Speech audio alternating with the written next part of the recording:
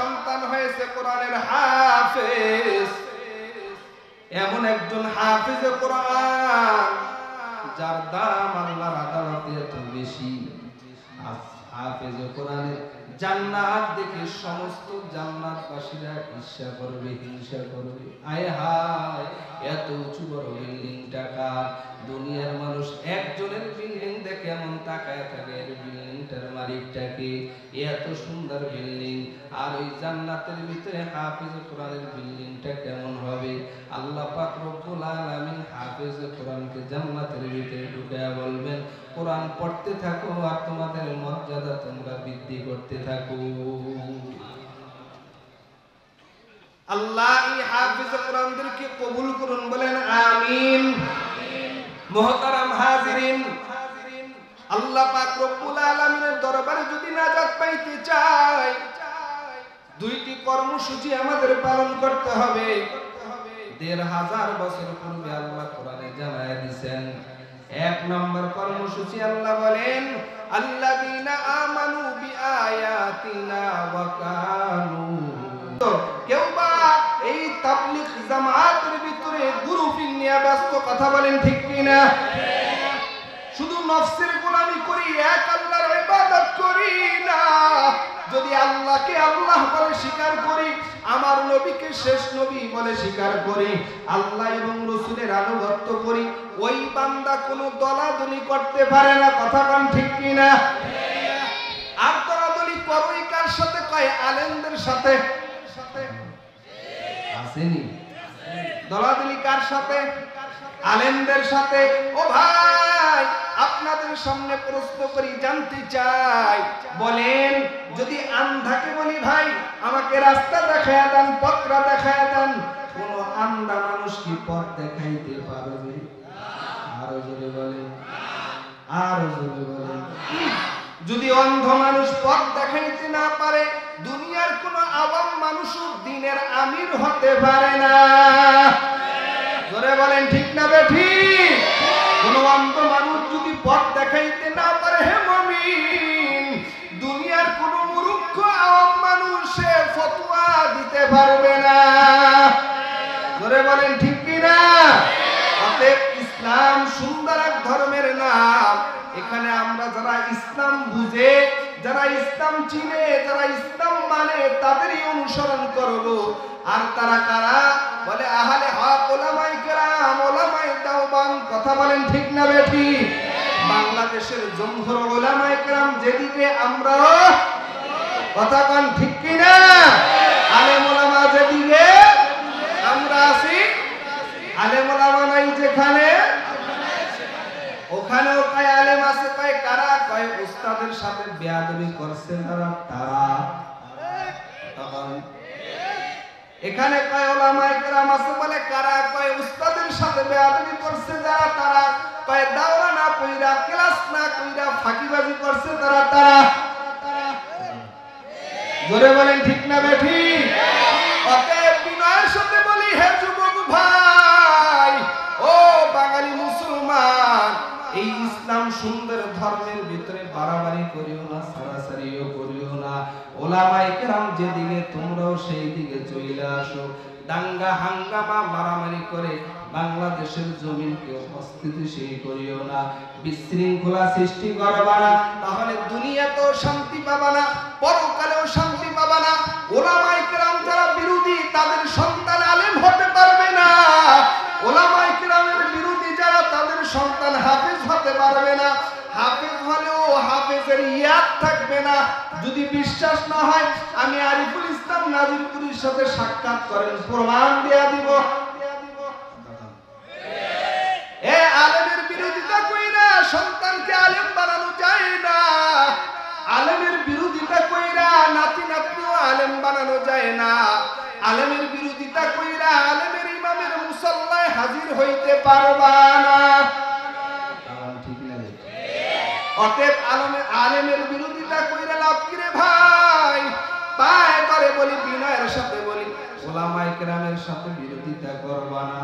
আমি কোনো দ্বন্দ্ব ফাসাদ করি না, বিতর্কিতের ভিতরে আমি নাই। আমি সোজা বুঝবুঝি, যে ইসলাম চিনে আমরা তার পিছনে আছি, যে ইসলাম চিনে না আমরা তার পিছনে নাই। আওয়াজ করে কোরআনে একত্র দাঁড়ায় মতে নিত্য নিত্য মদ বিয়ার গাঁজা খায় নিত্য নিত্য। এক কাপ চা আর এক মুড়ি দিয়ে সারাদিন মিছিল করে গলা ফাটে আর চিল্লাই, আর একজনের পবিত্রতা বলেন সমস্ত প্রশংসার মালিক কে?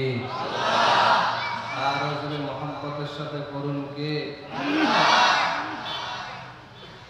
যে আল্লাহ রাব্বুল ইজ্জত ওয়াল জালাল, এই জমিনের মালিক, এই আসমানের মালিক, এই দুনিয়ার মালিক। আমরা মহব্বতের সাথে জবান খুলে তার শুকর আদায় করি আলহামদুলিল্লাহ।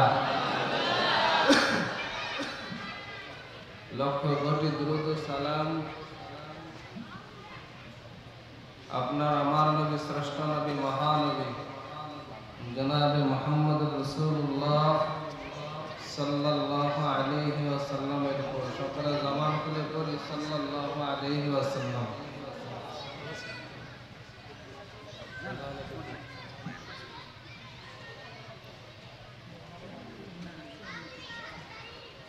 যে আজকের প্রধান অতিথি চেয়ারম্যান সাহেব আমাদের মাঝে আসছেন, করেন আলহামদুলিল্লাহ।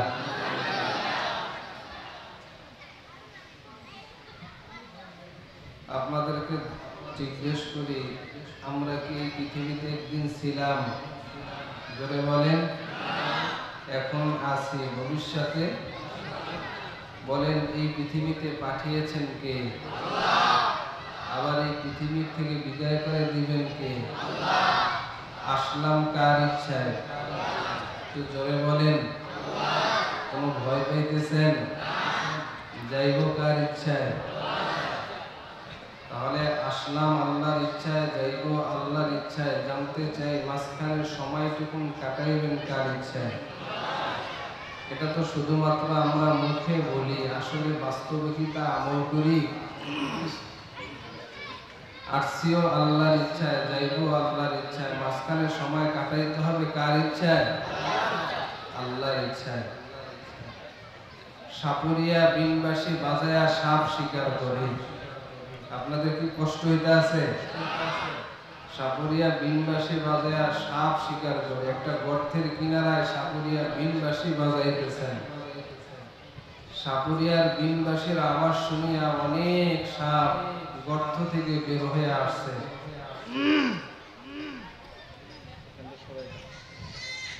কিন্তু এমন একটা গর্তের কিনারায় সাপুরিয়া বিনবাসী বাজায়, এই গর্ত থেকে সাপ বের হয় না।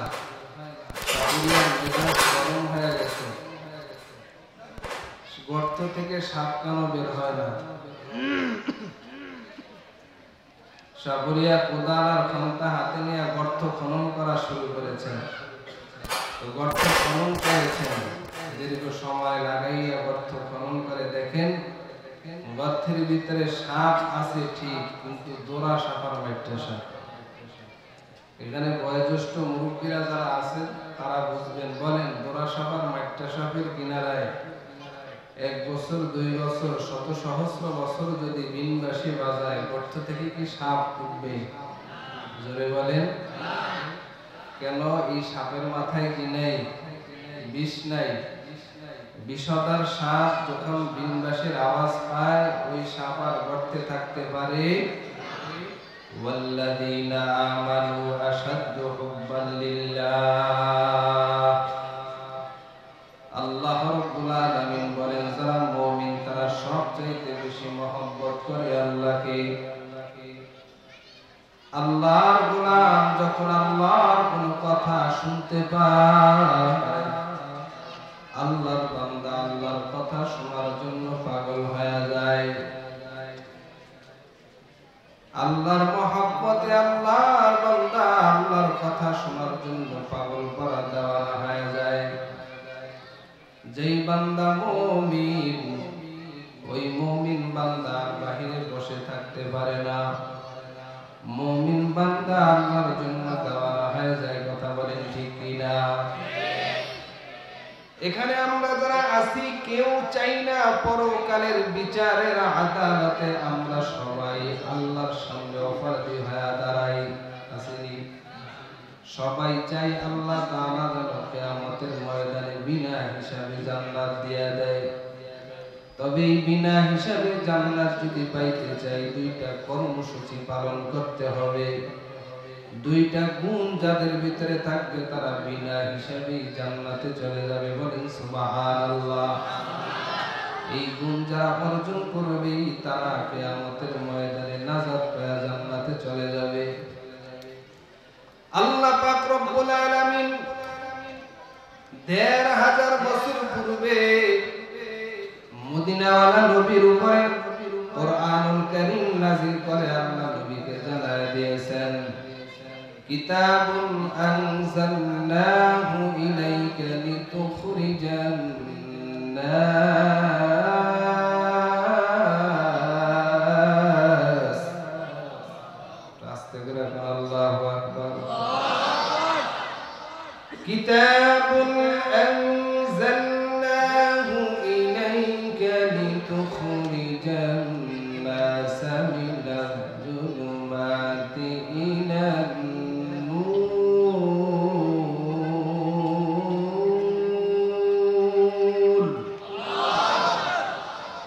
ইলান নূরি বিইذনি রাব্বিহিম ইলা সিরাতিল আজিজিল হামিদ।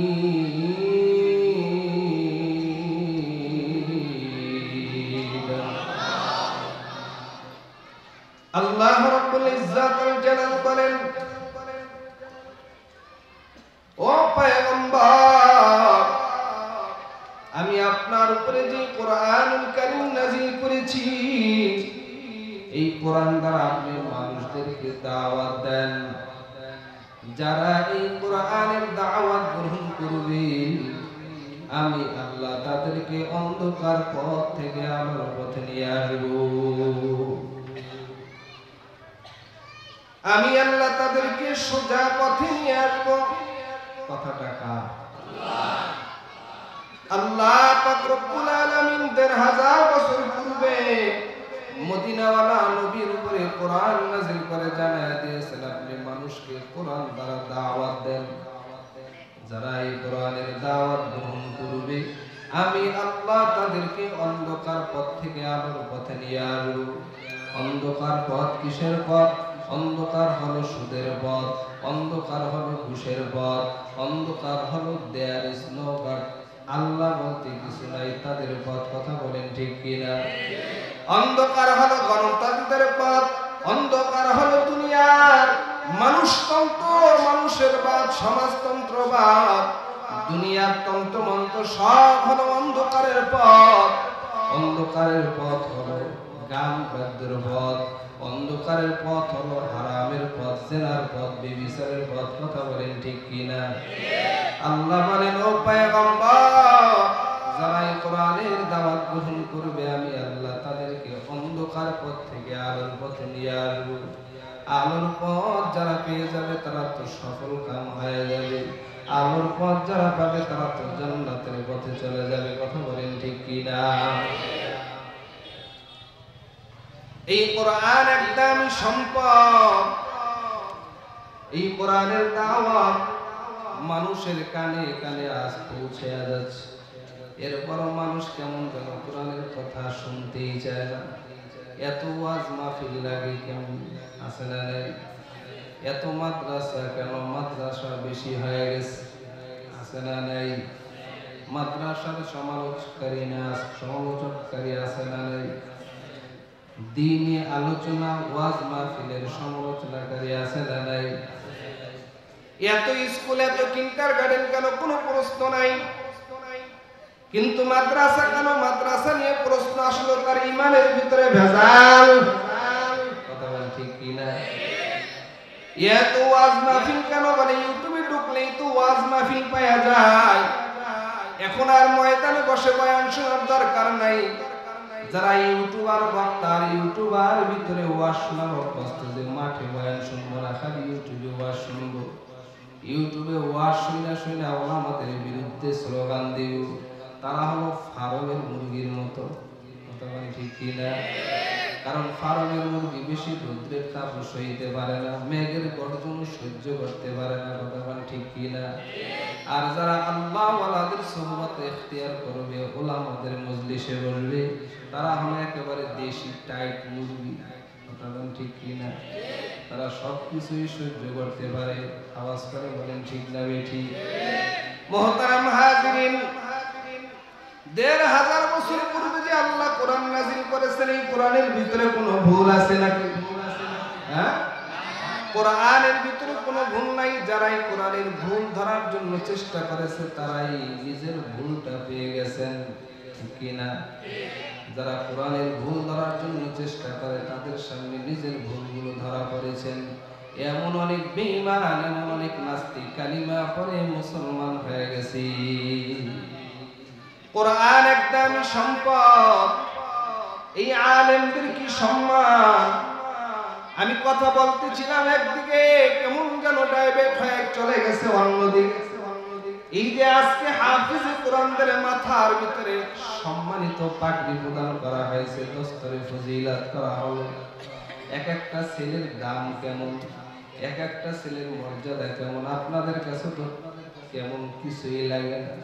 আপনাদের কাছে যদি বাংলাদেশের লেখাপড়া শেষ করে, বিসিআর ক্যাডার শেষ করে যখন তারা ডিগ্রি পায়, ওইটা আপনাদের কাছে অনেক বড় মনে হয়। কিন্তু একটা সন্তান ৩০ পারা কালাম সিনায় ধারণ করেছে, মুখস্থ করেছে, তার দামটা কেমন, মর্যাদাটা কেমন জানেন? আল্লাহর ওলি ছাত্রদেরকে গুলিস্তার বুস্তা কিতাব পড়ায়, এক একটা কিতাব পড়ায়, এক একটা শব্দ পড়ায়, আর বলে এইটার দাম ১ লক্ষ টাকা, এই সবকের দাম ২ লক্ষ টাকা, এই সবকের দাম হলো ৪ লক্ষ টাকা। ছাত্র চিন্তা করে, হুজুর তো এক একটা সবক পড়ে এত দাম বললেন। ওর গরিব মানুষ, গরিব ছাত্র তালিবুল ইলম, জুতাটা ছিঁড়ে গেছেন, বাজারের ভিতরে গেলেন, মুসির দোকানে যায়, কয় মুসিওয়ালা ভাই, আমার জুতাটা একটু সেলাই দাও, আমি ১ লক্ষ টাকা দামের তোমাকে পড়াটা শুনাইয়া দিতেছি। মুসি দোকানদার জুতা সিলাইয়া দিছেন, কিন্তু এই ১ লক্ষ দামের পড়া তালিবুল ইলম শুনাইয়া দিবেন, কিন্তু মুসি বলে জুতা থাক, আগে জুতার বিনিময়ে টাকা দাও। ওই ১ লক্ষ টাকার বিনিময়ে তোমার সবক আমি শুনতে চাই না, ২ লক্ষ টাকার বিনিময়ের সবক আমি তোমাকে শুনতে চাই না, টাকা দাও। কারণ মুচি টাকা চেনে, মুচি ইলমের মর্যাদা বুঝে না। এখন ঠিক কিনা? ছাত্রর মেজাজ গরম হয়ে গেল, উস্তাদ বলল কি আর করলাম কি, আমি জুতা নিয়ে গেলাম, কেমন শিক্ষা পাইলাম, ১ লক্ষ টাকা দামের সবক শিখলাম, কিন্তু ১ লক্ষ টাকা সবক দিয়ে তো আমার জুতাটা আমি সেলাই করতে পারি না। উস্তাদের কাছে দৌড়, উস্তাদজি কেমন শিক্ষা দিলেন, আপনি তো পড়াইলেন আর বললেন যে এই সবকটার দাম ১ লক্ষ টাকা, তাহলে এই যে ১ লক্ষ টাকার সবক দিয়ে আমার জুতাই সেলাই করতে পারি না, কেমন ১ লক্ষ টাকার সবক শিখাইলেন?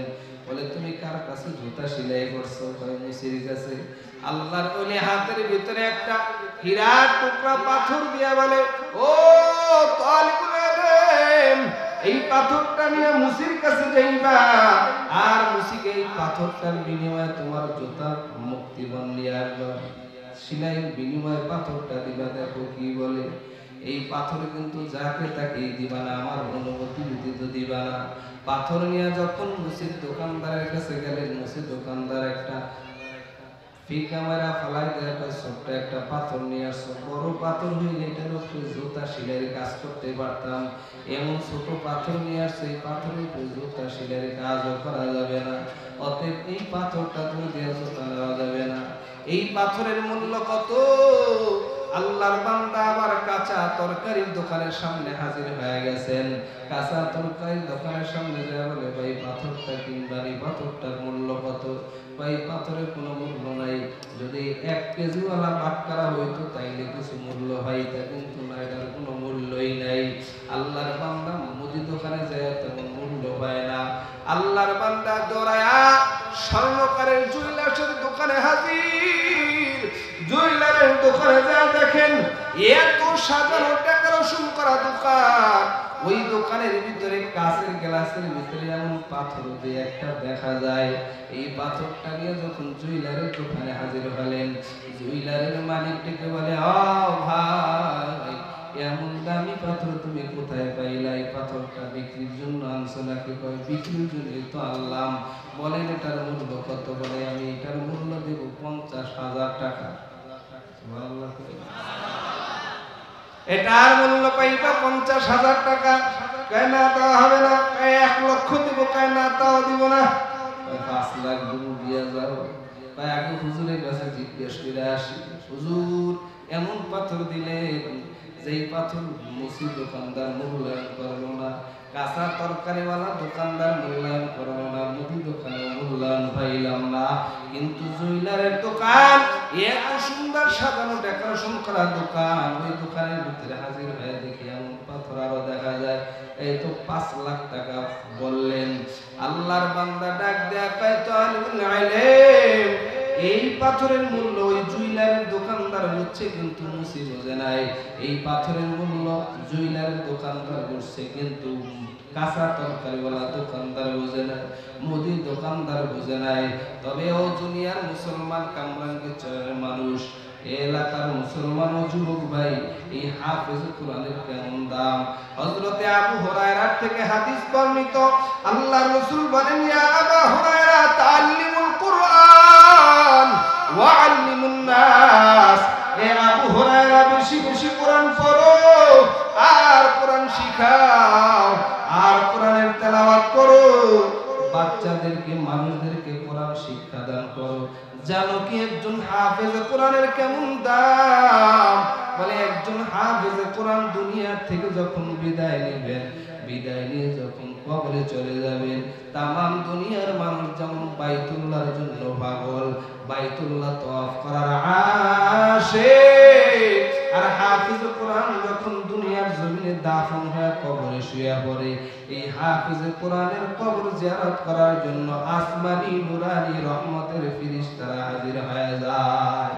এই কালামে জিন্দা কুরআনে হাকিম, হিকমতে উলায়া জালাসত কাদিম, জামিউল ইলম ফিল কুরআনে হাকিম, তাকাসারাত আনহু আফহামুর রিজালি, ওয়া কুরআন কালামুল্লাহ বশুনু কাদিমাস্তি কাদিমাস্তি ইলাইহি। জোরে বলেন আল্লাহু আকবার। বলেন এই হাফেজ কোরআনের দাম আছে না নাই? ওই মা বাবার কপাল বড় ধন্য, যেই মা বাবার সন্তান হয়েছে কোরআনের হাফেজ। এমন একজন হাফেজ কোরআন যার দাম আল্লাহর আদালতে এত বেশি। হাফেজ কোরআনের জান্নাত দেখে সমস্ত জান্নাতবাসীরা ঈর্ষা করবে, হিংসা করবে। আয় হায়, এত উঁচু বড় বিল্ডিং টাকা, দুনিয়ার মানুষ একজনের বিল্ডিং দেখে এমন তাকায় থাকে, এর বিল্ডিংটার মালিকটাকে, এত সুন্দর বিল্ডিং, আর ওই জান্নাতের ভিতরে হাফেজ কোরআনের বিল্ডিংটা কেমন হবে? আল্লাহ পাক রব্বুল আলামিন হাফেজ কোরআনকে জান্নাতের ভিতরে ঢুকায়া বলবেন, কোরআন পড়তে থাকো আর তোমাদের মর্যাদা তোমরা বৃদ্ধি করতে থাকো। আল্লাহ এই হাফেজ কোরআনদেরকে কবুল করুন, বলেন আমিন। মুহতারাম হাজিরিন, আল্লাহ পাক রব্বুল আলামিনের দরবারে যদি নাজাত পাইতে চাই, দুইটি কর্মসূচি আমাদের পালন করতে হবে। ১৫০০ বছর পূর্বে আল্লাহ কোরআনে জানায়া দিয়েছেন। ১ নম্বর কর্মসূচি আল্লাহ বলেন, আল্লাযীনা আমানু বিআয়াতিনা ওয়া কানু। কেউ বা এই তাবলীগ জামাতের ভিতরে গ্রুপিং নিয়ে ব্যস্ত, কথা বলেন ঠিক কিনা? শুধু নফসের গোলামি করি, এক আল্লাহর ইবাদত করি না। যদি আল্লাহকে আল্লাহ বলে স্বীকার করি, আমার নবীকে শেষ নবী বলে স্বীকার করি, আল্লাহ এবং রাসূলের আনুগত্য করি, ওই বান্দা কোনো দলাদলি করতে পারে না, কথা বলেন ঠিক কিনা? আর দলাদলি করোই কার সাথে? কয় আলেমদের সাথে। আসেনি দলাদলি কার সাথে? আলেমদের সাথে। ও ভাই, আপনাদের সামনে প্রশ্ন করি, জানতে চাই, বলেন যদি আন্ধাকে বলি ভাই আমাকে রাস্তা দেখায় দেন, পথটা দেখায় দেন, কোন আন্ধা মানুষ কি পথ দেখাইতে পারবে? আরো জোরে বলেন, আরো জোরে বলেন। যদি অন্ধ মানুষ পথ দেখাইতে না পারে, দুনিয়ার কোন আওয়াম মানুষও দিনের আমির হতে পারে না। জোরে বলেন ঠিক না বেঠিক? কোন অন্ধ মানুষ যদি পথ দেখাইতে না পারে, হে মুমিন, দুনিয়ার কোন মূর্খ আওয়াম মানুষে ফতোয়া দিতে পারবে না। জোরে বলেন ঠিক কি না? অতএব ইসলাম সুন্দর এক ধর্মের নাম। এখানে আমরা যারা ইসলাম বুঝে, যারা ইসলাম চিনে, যারা ইসলাম মানে, তাদেরই অনুসরণ করব। আর তারা কারা? বলে আহলে হক, উলামায়ে কেরাম, উলামায়ে দেওবন্দ। কথা বলেন ঠিক না বেঠিক? বাংলাদেশের জমহুর উলামায়ে কেরাম যেদিকে, আমরা কথা কন ঠিক কি না? আলেম ওলামা যেদিকে, আমরা আছি। আলেম ওলামা নাই যেখানে, ওখানেও কয় আলেম আছে। কয় কারা? কয় উস্তাদের সাথে বেয়াদবি করছে যারা, তারা। এখানে কয় উলামায়ে কেরাম আছে, বলে কারা? কয় উস্তাদের সাথে বেয়াদবি করছে যারা, তারা। কয় দাওরা না কইরা, ক্লাস না কইরা ফাঁকিবাজি করছে তারা, তারা। জোরে বলেন ঠিক না বেঠিক? অতএব বিনয়ের সাথে বলি, হে যুবক ভাই, ও বাঙালি মুসলমান, এই ইসলাম সুন্দর ধর্মের ভিতরে বাড়াবাড়ি করিও না, সারাসারিও করিও না। ওলামায়ে কেরাম যেদিকে, তোমরাও সেই দিকে চলে আসো। দাঙ্গা হাঙ্গামা মারামারি করে বাংলাদেশের জমিনকে অস্থিতিশীল করিও না, বিশৃঙ্খলা সৃষ্টি করবা না, তাহলে দুনিয়াতেও শান্তি পাবা না, পরকালেও শান্তি পাবা না। ওলামায়ে কেরাম যারা বিরোধী, তাদের সন্তান আলেম হতে পারবে না। ওলামায়ে কেরামের বিরোধী যারা, তাদের সন্তান হাফেজ হতে পারবে না। হাফেজ হলেও হাফেজের ইয়াদ থাকবে না। যদি বিশ্বাস না হয়, আমি আরিফুল ইসলাম নাজিরপুরীর সাথে সাক্ষাৎ করেন, প্রমাণ দেয়া দিব। এ আলেমের বিরোধিতা কইরা সন্তানকে আলেম বানানো যায় না। আলেমের বিরোধিতা কইরা নাতি নাতনিও আলেম বানানো যায় না। আলেমের বিরোধিতা কইরা আলেমের ইমামের মুসল্লায় হাজির হইতে পারবা না। অতএব আলেমের বিরোধিতা কইরা লাভ কি রে ভাই? পায় করে বলি, বিনয়ের সাথে বলি, ওলামায়ে কেরামের সাথে বিরোধিতা করবা না। আমি কোনো দ্বন্দ্ব ফাসাদ করি না, বিতর্কিতের ভিতরে আমি নাই। আমি সোজা বুঝি, যে ইসলাম চিনে আমরা তার পিছনে আছি, যে ইসলাম চিনে না আমরা তার পিছনে নাই। আওয়াজ করে বলেন ঠিক কি না? এ যুবক আল্লাহর গোলাম, ওলামায়ে কেরাম রাত দিন মেহনত করে আপনাদের পিছনে ফিকির করে একজন জাহান্নামীকে কেমনে জান্নাতি বানানো যায়। এ বুজুর্গ, ওলামায়ে কেরাম আহলে হক, ওলামাদের ভিতরে কোনো দ্বন্দ্ব নাই, হক্কানি পীরের ভিতরে কোনো দ্বন্দ্ব নাই। এক পীর অপর পীরের বিরোধিতা করে না। আরে ভণ্ড ভণ্ড দেখতে পারে না, কথা বলেন ঠিক কি না? ভণ্ডে ভণ্ড দেখতে পারে না। এক মাজারওয়ালা অপর মাজারওয়ালাকে যদি দেখতে না পারে, কিন্তু আলেম আলেমকে দেখতে পারে। আহলে হক ওলামায়ে কেরাম এক ওলি আরেক ওলিকে চিনে, ওলি ওলিকে চিনে। ওই যে ওলি সারসিনা জমিনে ঘুমন্ত আবু জাফর সালেহ নেসারি রাহমাতুল্লাহি আলাইহি একদিন মসজিদের সামনে বসিয়া মুরিদদেরকে ডাইকা বলে, ও মুরিদরা শুনো, আমি তাকায়া দেখতেছি আসমানের একটা তারকা আসমান থেকে পইরা গেছে। আসমান থেকে একটা তারকা ঝইরা গেছে।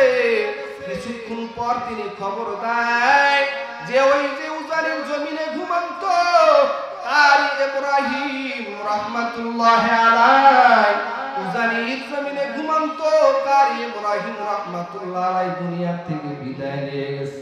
ওই উজানির জমিনে ঘুমন্ত কারি ইব্রাহিম রাহমাতুল্লাহি আলাইহি এত বড় বুজুর্গ, এত বড় আলেম, তিনি যখন কোরআনের তেলাওয়াত করতেন, ওই উজানির জমিনের পুকুরের কোনায় কোরআনের তেলাওয়াত করলে পুকুর পুকুরের মাছগুলো কারি সাহেবের তেলাওয়াত শুনবার জন্য হাজির হয়ে যাইত। উজানির জমিনে ঘুমান্ত কারি ইব্রাহিম রাহমাতুল্লাহি আলাইহি জমিন থেকে বিদায় নিয়ে গেছে, খবর পেয়ে গেছেন আরাকলি। সারসিনার জমিনে ঘুমান্ত আবু জাফর সালেহ নিসারি রাহমাতুল্লাহি আলাইহি। ও ভাই, কেমন সেই উজানির জমিনে ঘুমান্ত কারি ইব্রাহিম, তেনার মৃত্যুর পর আসমান থেকে বৃষ্টির ঝর্ণা পড়েছেন, আসমানও কাঁদে। কারণ আল্লাহ ওয়ালারা জমিন থেকে বিদায় নিলে আসমানের ফিরিস্তারা আসমানের থেকেও বৃষ্টির ঝর্ণা পড়ে, আর জমিনের গাছপালা তরুলতাও কান্না করে, কিন্তু আমাদের সেই চোখ নাই, দেখি না। ওই উজানির জমিনে ঘুমান্ত কারি ইব্রাহিম রাহমাতুল্লাহি আলাইহি একদিন চরমনের জমিনে ঘুমান্ত সৈয়দ ইসহাক রাহমাতুল্লাহি আলাইহিকে ডেকে বললেন, ও ইসহাক, আমি এখন এই ঘরের ভিতরে ঢুকবো, তুমি জঙ্গলের ভিতরে যাও, তুমি কিছুক্ষণ পরে আসবা, এখনই আসবা না, কিছু সময় নিয়ে আসবা। ওই জায়গায় যে তুমি জিকির আজকার করো। উজানির জমিনে ঘুমান্ত কারি ইব্রাহিম রাহমাতুল্লাহি আলাইহি যখন তিনি ঢুকলেন, ঢোকার পর কিছুক্ষণের ভিতরে আবার চরমনার জমিনে ঘুমান্ত সৈয়দ ইসহাক আসলেন। আসার পর তাকায় দেখেন কারি ইব্রাহিমের কোনো অস্তিত্ব নাই। প্রত্যেকটা টুকরা টুকরা 360টা জোড়া আলাদা আলাদা হয়ে আল্লাহর জিকির করতেছি। হযরত কারি ইব্রাহিম রাহমাতুল্লাহি আলাইহি কিছুক্ষণ পর আবার ফিরে আসছেন, আবার সেই মানুষ। এরপরে ইব্রাহিম রাহমাতুল্লাহি আলাইহি সৈয়দ ইসহাককে ডেকে বলে, ইসহাক, তুমি আর উজানির জমিনে থাকবা না, যাও তোমার এলাকায় যে দাওয়াত দিতে থাকো, মানুষকে দ্বীনের কথা বুঝাইতে থাকো।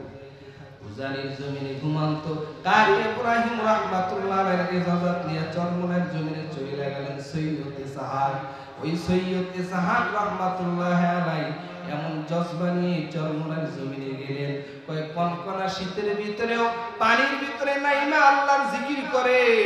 উজানির জমিন থেকে এমন পাওয়ার নিয়ে গেলেন, কয় উজানির জমিনের পাওয়ারটা পাইল কই? কয় রশিদ আহমদ গঙ্গুর থেকে পাওয়ার পাইলেন। আল্লাহ ওয়ালারা আল্লাহ ওয়ালাদের পাওয়ারে চলে, বলে আল্লাহ ওয়ালা আল্লাহ না, আল্লাহ ছাড়া জুদা না। ও ভাই, এলে অর্জন হবে আল্লাহ ওয়ালাদের নজরে। যারা বুজুর্গদের সোহবতে যাবে, আহলুল্লাহর সোহবত ইখতিয়ার করবে, তারা এমন ইলম পাবে, ওই ইলম দ্বারা দুনিয়া চমকাইতে থাকবে। ভাই, উজানির জমিন থেকে সৈয়দ ইসহাক রাহমাতুল্লাহি আলাইহি এমন ইলমে মারিফত নিয়ে গেলেন, যে ইলমে মারিফত তারা চরমনের জমিন না, সারা বাংলা, সারা পৃথিবী আর চরমনের জমিনে চমকাইতেছে। কথা বলেন ঠিক না ঠিক?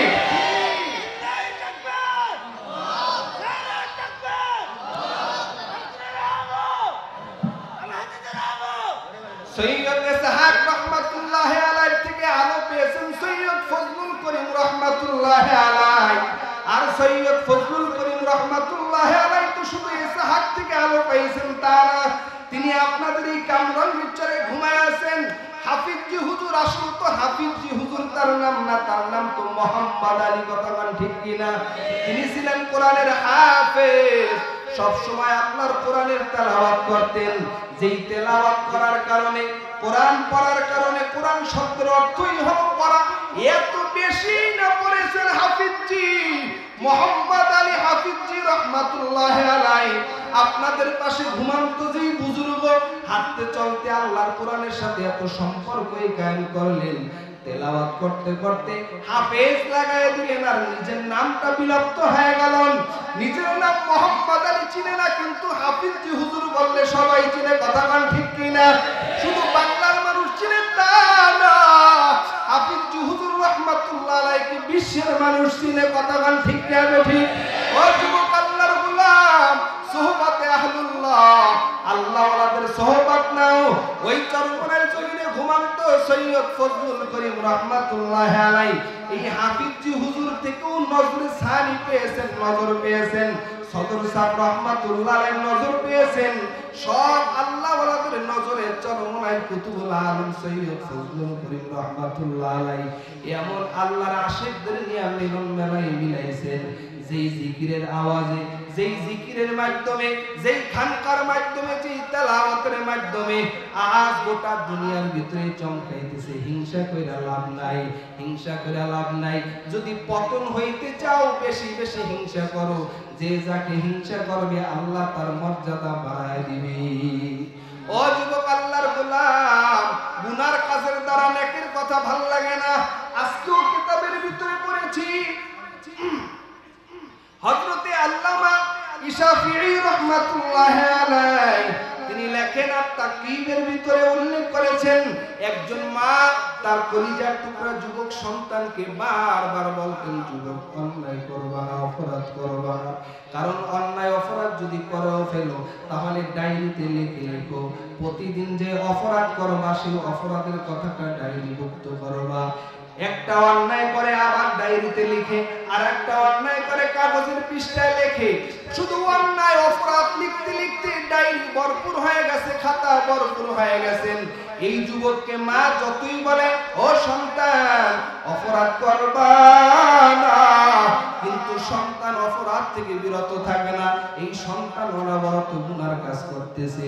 এ যুবক আল্লাহর গোলাম, আজ ওলামায়ে কেরাম পায়ে ধরে ধরে বলে, যুবক ভাই অন্যায় অপরাধে লিপ্ত হইবা না, গাঁজা খাইবা না, মদ খাইবা না, বাবা খাইবা না, ফেনসিডিল খাইবা না, আর নেশাদ্রব্য খাইবা না, নেশার পিছে দৌড়াইবা না।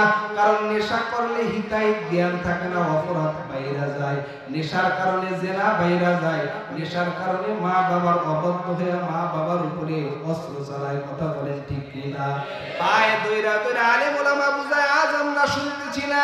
ওই কিতাবের ভিতরে উল্লেখ করেন, ও যুবক ভাই মা এত বুঝাইলেন কিন্তু সন্তান বুঝেই না, শুধু বেপথেই চলে।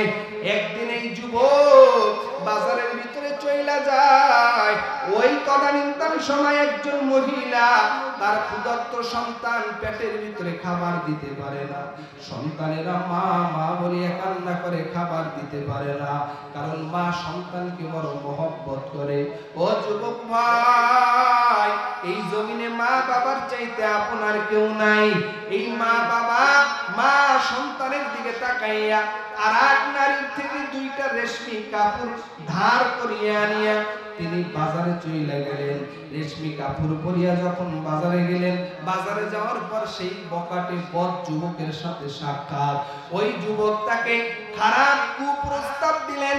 কুপ্রস্তাব দেওয়ার পর এই নারী ডেকে বলে, যুবক আমি কিন্তু খারাপ মহিলা না, আজ আমি এই রেশমি কাপড়টা ধার করে নিয়ে আজকে বাজারে হাজির হয়েছি একটাই কারণ, আমার দুনিয়াতে স্বামী নাই, আমার দুইটা সন্তান ক্ষুধার্ত, তাদের পেটে খাবার দিতে পারি না।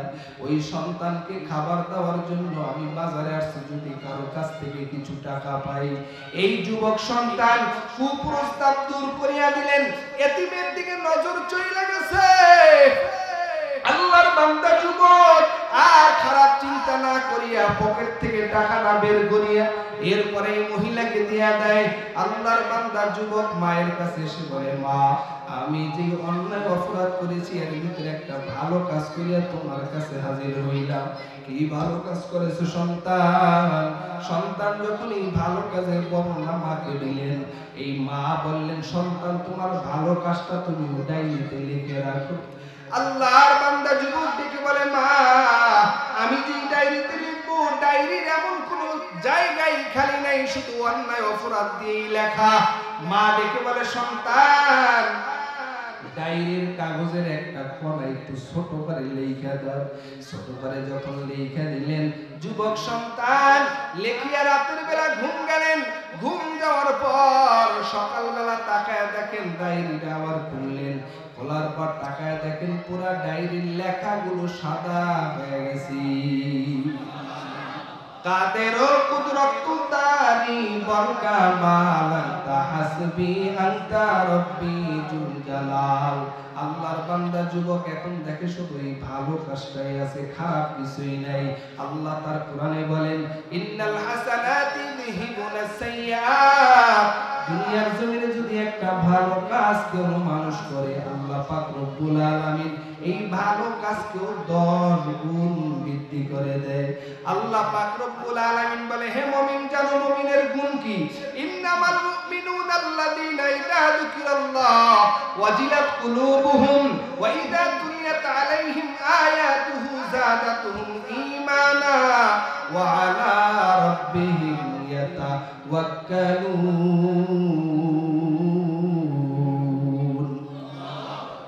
মুমিন সর্ব অবস্থায় তাওয়াক্কুল করবে কার উপর? আরো করে বলেন, আল্লাহর উপরে তাওয়াক্কুল করো হে মুমিন।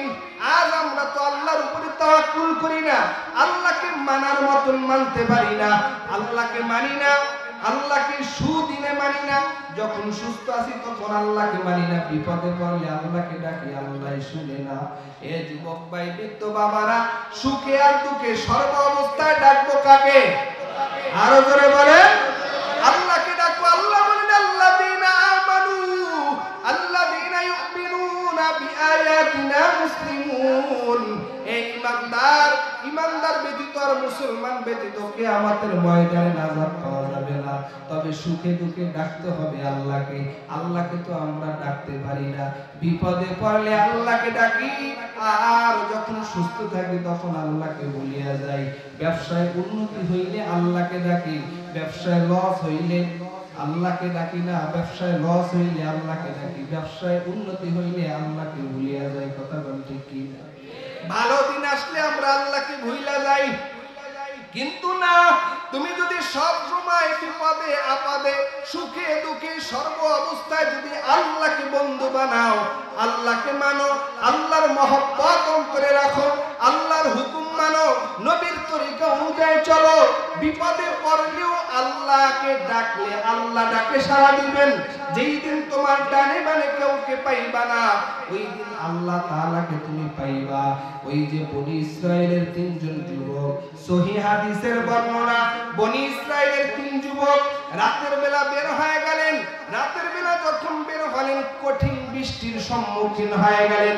এই বৃষ্টির থেকে পরিত্রাণ পাওয়ার জন্য 3 যুবক এখন গর্ত তালাশ করতেছেন। পাথরের পাদদেশে একটা গর্ত পাইলেন, গুহা পাইলেন। ওই গুহার ভিতরে 3 বন্ধু একত্রে ঢুকে পড়লেন। 3 বন্ধু গুহার ভিতরে ঢোকার পর এখন 3 বন্ধু গুহার ভিতরে ঢুকলেন। বৃষ্টির তাপমাত্রা বেশি হওয়ার কারণে, বৃষ্টি বেশি হওয়ার কারণে পাহাড় থেকে পাথর খুলিয়া ওই গড়ায়া গুহার মুখে আসিয়া বসছে। এই গুহার মুখে আসিয়া বসার পর এখন তো পাথর, এমন বিশাল পাথর, 3 বন্ধু একত্রে পাথরকে উঠাইতেও পারে না, বের হইতেও পারে না। এখন 3 বন্ধু মনে করতেছে এটাই তাদের জীবনের শেষ সময়, আর দুনিয়াতে বের হতেও পারবে না, জমিনে উঠতে পারবে না, কারো সাথে সাক্ষাৎ করতে পারবে না। এখন 3 বন্ধু একত্র হয়ে পরামর্শে বসছে, ও বন্ধু, এমন কোন ভালো কাজ আসেনি যে ভালো কাজকে স্মরণ করে আল্লাহর কাছে ফরিয়াদ কর, আল্লাহ পাক যদি দয়া করে মায়া করে এই কঠিন মুসিবত থেকে মুক্তি দিয়ে দিতে পারে।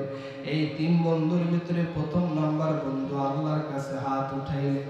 হাত উঠে দোয়া করে, আল্লাহ, আমার ব্যবসায়ী প্রতিষ্ঠান, এই ব্যবসার ভিতরে শ্রমিক কাজ করেছেন, শ্রমিক কাজ করার পর তার মজুরিটা রাখিয়ে তিনি চলে গেল।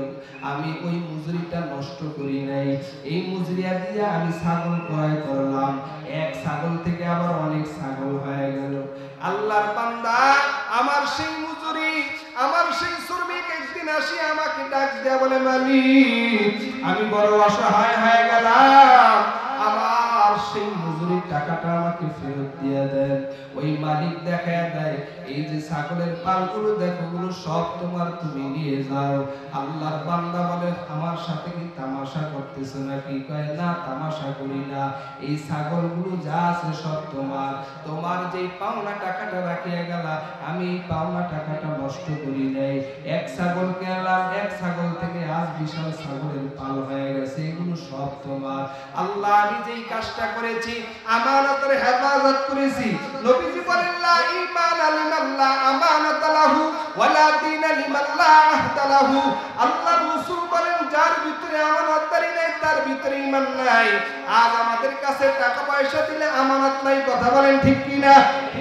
ও যুবক ভাই, এই আমানতের হেফাজত যুবক করে আল্লাহর দরবারে হাত উঠাইলেন, আল্লাহ আমি যে আমানত রেখেছিলাম আর আমি আমানতের টাকাটা ফেরত দিয়া দিলাম, এই আমলটা যদি তোমার দরবারে পছন্দ হয়, আজকের এই কঠিন মুসিবত গুহার মুখ থেকে পাথরটা তুমি সরায় দাও। আল্লাহর বান্দা দোয়াটা করার সাথে সাথেই পাথরটা সরে গেল। এতটুকু পরিমাণ পাথরটা সরে যায়, তিন বন্ধু বের হওয়ার মতন জায়গা হয় নাই। আবার দ্বিতীয় বন্ধু আল্লাহর দরবারে দোয়া করতেছেন, আয় আল্লাহ আপনার দরবারে ফরিয়াদ, আমার একটা চাচাতো বোন ছিল।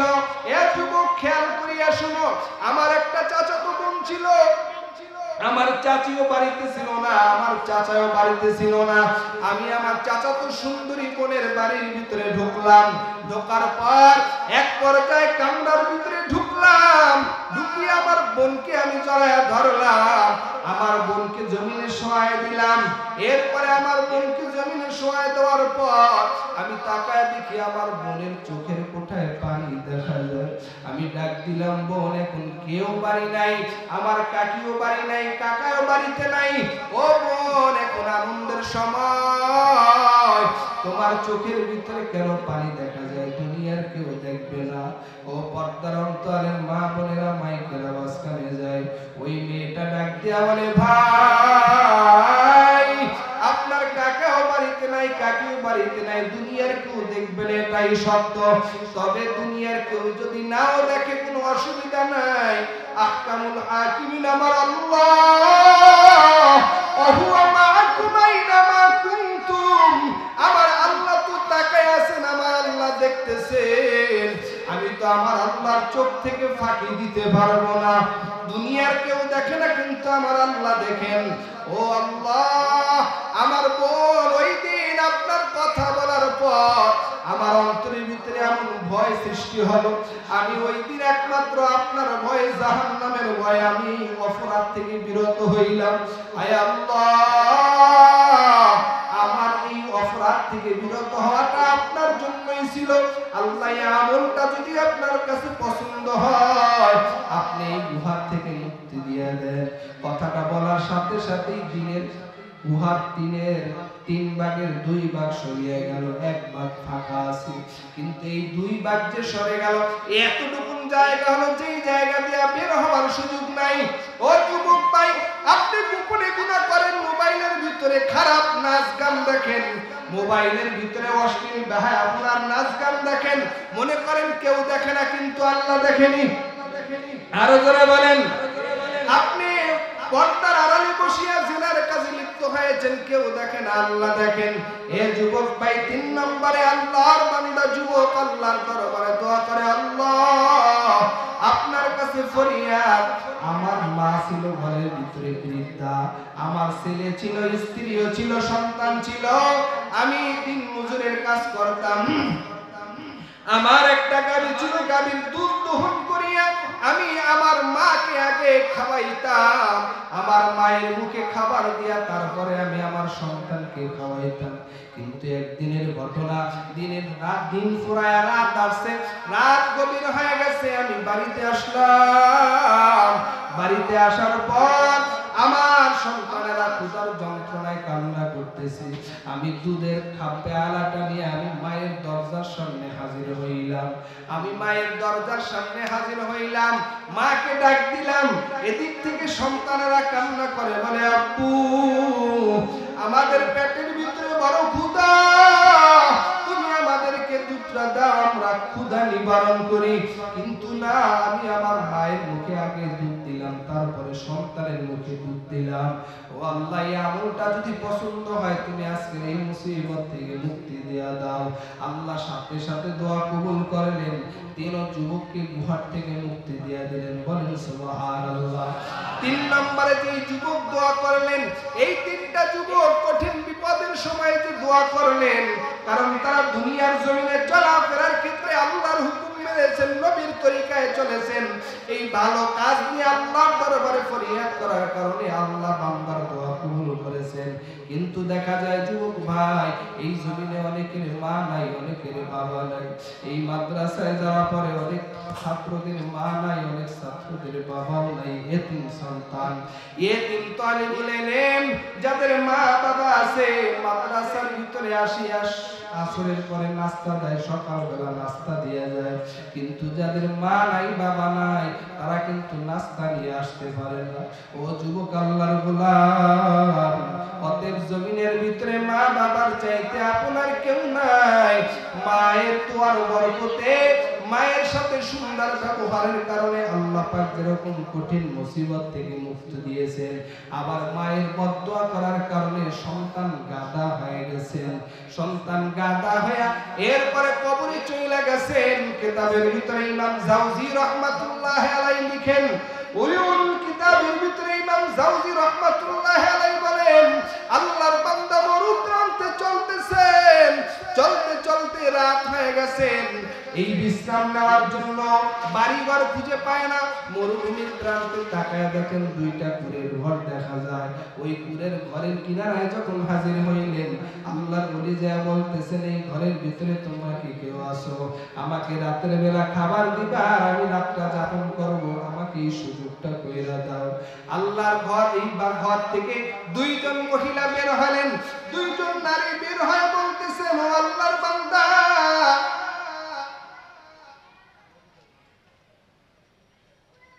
ও আল্লাহর গোলাম, আমাদের রাতের বেলা খাবারের কোনো ব্যবস্থা নাই। ও আল্লাহর গোলাম, আমরা রাতে থাকতে দিতে পারি কিন্তু খাবার দিতে পারি না। আল্লাহর বান্দা বলে, আমাকে রাত্রে থাকতেই দাও। কিন্তু রাতের বেলা যখন ঘুমায়া গেলেন, ঘুমের ভিতরে আল্লাহর বান্দা এমন আওয়াজ, গাধার আওয়াজ, গাধার শব্দ পাইলেন, ঘুম ভেঙে গেল। রাত শেষের দিকে আল্লাহর বান্দা ঘুম থেকে জাগ্রত হয়ে গেল। পথের মধ্যে তাকায়া দেখেন এই জায়গাটা কোথায়, যেই জায়গা থেকে গাধার আওয়াজ শোনা যায়। আল্লাহর বান্দা সেই জায়গা নির্ণয় করিয়া এরপর ওই জায়গায় যায়, তাকায়া দেখেন ওই জায়গার ভিতরে একটা কবর দেখা যায়, আর মানুষের মাথার মস্তক দেখা যায়, মস্তক দেখা যায়। এরপরে গাধার মতন তিনটা আওয়াজ দিলেন, গাধার আওয়াজ, তিন আওয়াজ দিয়ে আবার কবরে চলে গেছেন। আল্লাহর বান্দা দৌড়ে আসিয়া ওই মহিলাদেরকে জিজ্ঞেস করে, ও আল্লাহর বান্দেরা বলুন, ওই কবরস্থানে কে, কি তার পরিচয়? দুই মহিলা ডেকে বলে, আল্লাহর বান্দা, তুমি আবার এই প্রশ্ন আমাদের কাছে কেন করতেছো? আল্লাহর বান্দারা ডেকে বলে, যেহেতু প্রশ্ন করেছো জেনে নাও, ওই বান্দা, ওই যুবক, তিনি হইলেন আমার স্বামী আর এই বৃদ্ধা মহিলার সন্তান। এই বৃদ্ধা মহিলার সন্তান আর আমার স্বামী। আমার স্বামী যখন অন্যায় অপরাধে লিপ্ত হতো, আমার এই শাশুড়ি আম্মা, আমার শাশুড়ি আম্মা সন্তানকে বুঝাইতো, সন্তান খারাপ কাজে যেও না, সন্তান অন্যায় অপরাধে লিপ্ত হয়েও না। কিন্তু আমার স্বামী আমার শাশুড়ি আম্মাকে গাধা বলে সম্বোধন করেছে। তুমি গাধার মতন চেঁচামেচি করিও না। একদিনের ঘটনা, মাই বলে ফেলল, আল্লাহ যেন তোকে গাধা বানায়া কবরে নেয়। কথাটা বলার সাথে সাথে আল্লাহ দোয়া কবুল করে নিয়েছেন। তিনি গাধা হইয়া তারপরে কবরে চলে গেছেন। আজ প্রতিনিয়ত রাতের বেলা, দিনে এবং রাতে, প্রতিনিয়ত দিনে এবং রাতে, দিনের বেলা তিনটা গাধার মতন আওয়াজ, আর রাতে গাধার মতন তিনটা আওয়াজ দিয়া তারপরে আবার কবরে চলে যায়। আল্লাহর বান্দা চোখের পানি ফেলে কান্না করে, আল্লাহ, মা বাবার বদদোয়ার কারণে আজ সন্তান গাধা হয়ে কবরে চলে গেছে। আন আবি উমামা রাদিয়াল্লাহু তাআলা আনহু قال قال النبي صلى الله عليه وسلم ما حق الوالدين على ولدهما هما جنتك ونارك। পয়গম্বরদের হাজার বছর পূর্বে বলেন, উম্মতের দল, মা বাবাই তোমার জন্য জান্নাত, আর মা বাবা তোমার জন্য জাহান্নাম।